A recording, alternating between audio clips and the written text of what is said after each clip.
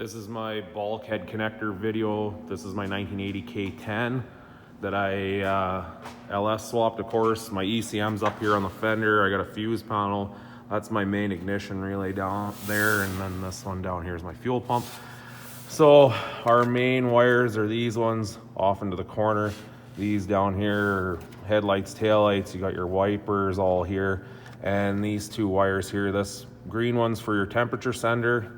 That will go to your LS swap. And then this is your oil pressure one. That will go to your LS swap, obviously, too.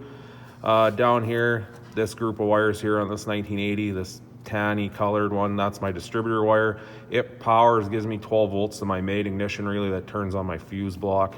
The purple wire, of course, is for my starter. I just used this one out of the truck, and I did tie it into the old LS harness that runs down underneath the truck and to my starter, and it works great, no problems. The other wires in here, two reds and a pink, they are on constant power, and I have fused them so that it is safe. That way the fuses will pop and won't burn down my truck. The only wire in question is this brown one. It was on the back of the alternator. I hooked it up, unhooked it. It makes no difference for this one, so it's really not needed. That's how I did my wiring for the bulkhead.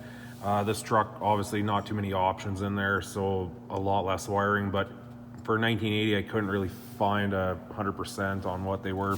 Pretty easy. So hope this video helps and gets your swap going for you.